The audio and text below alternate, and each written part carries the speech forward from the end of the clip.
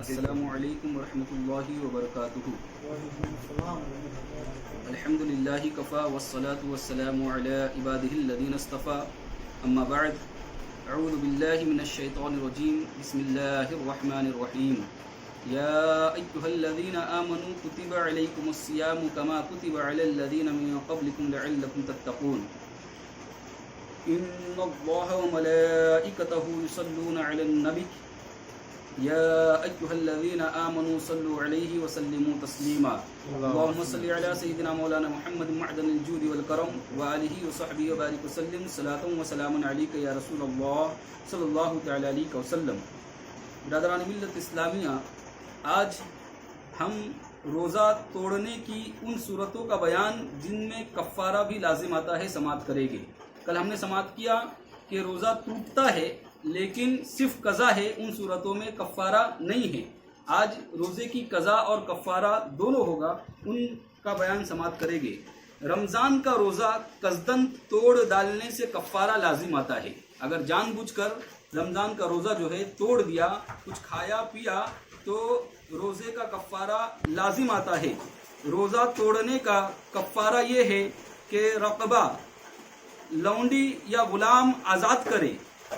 یہ نہ ہو سکے تو لگاتار برابر 60 روزے رکھے۔ اگر یہ بھی نہ کر سکے تو 60 مسکینوں کو بھر پیٹ دونوں وقت کا کھانا کھلائے۔ روزے کا کفارہ یہ ہے کہ پہلے ایک غلام آزاد کرے۔ اگر یہ کیپیسٹی نہیں ہے، یہ حیثیت نہیں ہے، تو 60 مسکینوں کو 2 وقت کا کھانا کھلایا جائے پیٹ بھر کر۔ اور اگر یہ بھی نہیں ہے تو پھر 60 روزے مسلسل پے در پہ رکھے جائے، بیچ میں ناگا نہ ہو، لگاتار روزے ہونے چاہیے، کھلائے۔ اور روزہ رکھنے کی صورت میں اگر بیچ میں ایک دن کا بھی روزہ چھوٹ گیا تو آپ سے 60 روزے رکھے۔ یعنی کسی انسان نے 60 روزے کا کفارہ ادا کر رہا تھا، اگر اس نے 50 روزے رکھے اور 10 روزے باقی ہے، اب اس نے سوچا کہ ایک دن چھوڑ کر پھر میں روزہ رکھوں گا، تو اب اس کی گنتی جو ہے واپس 1 سے شروع ہوگی، 51 سے شروع نہیں ہوگی۔ 59 رکھ چکا تھا اور 60واں نہ رکھ سکا، بیماری وغیرہ کسی عذر سے ہے، تو پھر سے 60 پورے لگاتار رکھے۔ پہلے کے 59 بیکار گئے۔ البتہ عورت کو اگر حیض آ جائے تو حیض کی وجہ سے جتنے ناگے ہوئے ہیں یہ ناگے نہیں گنے جائیں گے۔ اگر عورت کو حیض آ جائے اور اس کی جو مدت تھی 7 دن 5 دن جو بھی تھی، تو اتنے دن کے جو ناگے ہوئے بیچ میں وہ ناگے نہیں گنے جائیں گے، وہ ناگے واپس وہ گن کر واپس آگے سے کنٹینیو کیا جائے گا۔ یعنی پہلے روزے اور حیض کے بعد والے روزے دونوں مل کر 60 ہو جانے سے کفارہ ادا ہو جائے گا۔ روزہ توڑنے سے کفارہ لازم آنے کی چند شرطیں ہیں۔ جب یہ سب پائی جائے گی تب کفارہ لازم آئے گا، ورنہ نہیں۔ کچھ شرائط ہے جن کی بنیاد پر کفارہ لازم آتا ہے۔ کفارہ لازم ہونے کی شرطیں: نمبر 1، رمضان کے مہینے میں رمضان کا روزہ ادا کرنے کی نیت سے روزہ رکھا ہو۔ یعنی رمضان کے مہینے میں روزہ رکھا ہو اور رمضان کا روزہ رکھا ہو، تبھی اگر توڑا تو کفارہ ہوگا۔ دوسری، روزہ دار مقیم ہو، مسافر نہ ہو۔ اگر کوئی انسان روزہ دار ہے اور وہ مسافر ہے، 92 کلومیٹر اگر اس نے سفر کر کے پھر اگر روزہ توڑا ہے تو پھر اس پر کفارہ نہیں بلکہ قضا ہی ہوگی۔ نمبر 3، مکلف ہو، یعنی عاقل بالغ ہو۔ تو اگر بچے یا پاگل نے توڑا تو کفارہ نہیں۔ رات ہی سے روزے کی نیت کی ہو، تو اگر اسی روزے کی جسے توڑا دن میں نیت کی تو اس کا کفارہ نہیں۔ یعنی اگر جیسا میں نے روزے نیت کے بیان میں بتایا کہ ہمیں ظہر کبریٰ تک اجازت ہے کہ ہم روزے کی نیت کر سکتے ہیں، تو اگر صبح سے پہلے، صبح صادق سے پہلے اس نے اگر نیت کی ہے تو اور پھر روزہ توڑا تو روزے کا کفارہ ہے۔ اور اگر ظہر کبریٰ سے پہلے کی، صبح کے بعد کی ہے، تو ایسی صورت میں روزے کا کفارہ نہیں ہے بلکہ روزے کی قضا ہے۔ روزہ توڑنے کے بعد کوئی ایسی بات اپنے اختیار سے نہ پائی گئی ہو جس بات کی وجہ سے روزہ چھوڑنے کی اجازت ہوتی ہے، مثلاً حیض، نفاس آ گیا یا ایسی بیماری ہو گئی جس میں روزہ نہ رکھنے کی اجازت ہے، تو کفارہ لازم نہ آئے گا۔ یعنی ایسی کوئی غیر اختیاری چیز آ گئی، جیسے حیض آیا یا پھر نفاس آیا یا پھر کوئی ایسی بیماری ہو گئی جس میں روزہ توڑنا ضروری تھا، تو ایسی صورت میں کفارہ لازم نہیں آئے گا۔ اور اگر روزہ توڑنے کے بعد ایسی چیز پائی گئی جس سے معذور ہوا، لیکن یہ چیز اپنے اختیار سے پائی گئی، جیسے اپنے آپ کو زخمی کر لیا کہ معذور ہو گیا، روزہ رکھنے کے قابل نہ رہا، یا مسافر ہو گیا تو کفارہ ساقط نہ ہوا۔ اس لیے یہ چیزیں اختیاری ہے تو کفارہ لازم رہا۔ روزہ دار نے قصدن کوئی دوا یا غذا کھائی، پی یا پانی پیا، یا کوئی چیز لذت کے لیے کھائی یا پی، یا کسی عورت کے ساتھ جو قابل شہوت ہے اس کے آگے یا پیچھے کے مقام میں جمع کیا، انزال ہوا ہو یا نہ ہوا ہو۔ اگر عورت کے ساتھ جمع کیا تو انزال ہوا ہو یا نہ ہوا ہو، لہذا اس روزے دار کے ساتھ جمع کیا گیا تو ان سب صورتوں میں روزے کی قضا اور کفارہ دونوں لازم ہے۔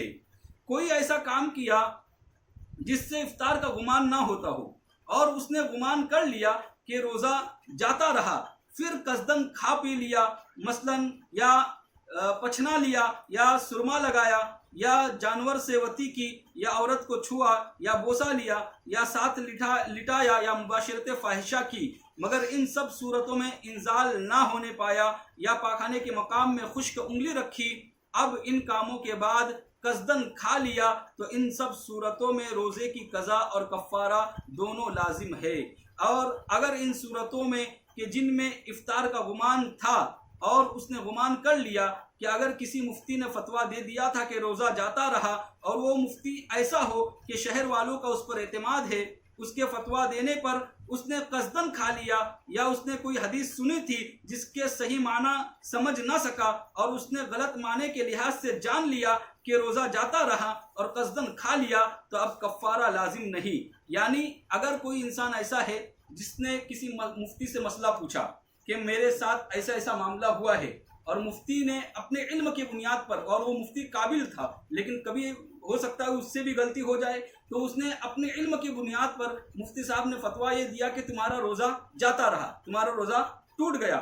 اب اس نے کھا لیا یا پی لیا، اب اس نے جان بوجھ کے بھی کھایا اور پیا کیونکہ اس نے یہ سوچا کہ میرا روزہ جا رہا ہے، میرا روزہ نہیں ہوا کیونکہ ایک مفتی نے فتویٰ دیا۔ بعد میں تحقیق کرنے پر پتہ چلا کہ نہیں، اس صورت میں تو روزہ نہیں ٹوٹا تھا، مفتی صاحب سے غلطی ہو گئی تھی، تو ایسی صورت میں صرف قضا ہے، کفارہ لازم نہیں ہوگا، اگرچہ مفتی نے غلط فتویٰ دیا ہو یا جو حدیث اس نے سنی تھی وہ ثابت نہیں ہے۔ برادران ملت اسلامیہ، اتنی ہی چیزیں ہیں جو وجود میں آئے تو پھر روزے کے ساتھ، قضا کے ساتھ روزے کا کفارہ بھی ہوگا۔ آپ نے تمام چیزیں سماعت کی کہ کفارہ کس طرح سے کیا جاتا ہے۔ مسلمانوں، اس لیے یاد رکھو کہ روزہ جب بھی رکھو گے تو اسے مکمل کیا جائے، ادھورا نہ چھوڑا جائے، بیچ میں نہ توڑا جائے، اس لیے کہ پھر اس کی سخت سزا ہے، اور پھر ہم اسے پورا نہ کر پائیں گے تو کل قیامت کے دن اللہ تبارک و تعالیٰ کی بارگاہ میں ہمیں پیش ہونا ہے۔ یہاں پر ایک حدیث مجھے یاد آ رہی ہے، اللہ کے رسول صلی اللہ تعالیٰ علیہ وسلم کی بارگاہ میں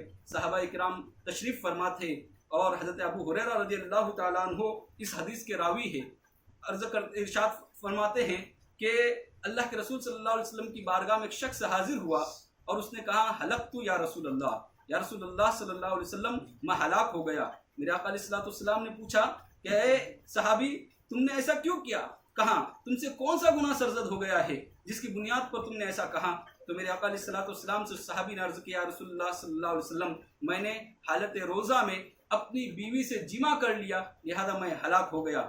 اب 3 اسٹیپ آپ کو پتا ہے، یا تو غلام آزاد کرنا ہے، 60 مسکینوں کو 2 وقت کھانا کھلانا ہے، یا پھر 60 روزے پے در پہ رکھنا ہے۔ اللہ کے رسول صلی اللہ علیہ وسلم نے ان تینوں باتوں کو اس سے کہا کہ یہ اس طرح سے عمل کرو۔ جب پہلی بات کہی تو کہا، یا رسول اللہ، میرے پاس کوئی غلام نہیں، میں خود ایک غریب انسان ہوں، لہذا میں غلام آزاد نہیں کر سکتا۔ پھر جب دوسری بات کہی، کہا 60 مسکینوں کو کھانا کھلاؤ، تو کہا، یا رسول اللہ، اس کی بھی حیثیت نہیں، اس کی بھی استطاعت نہیں، اتنی طاقت نہیں ہے کہ میں 60 مسکینوں کو کھانا کھلا سکوں۔ پھر اللہ کے رسول صلی اللہ علیہ وسلم نے فرمایا، ایک کام کرو، پے در پہ 60 روزے رکھو۔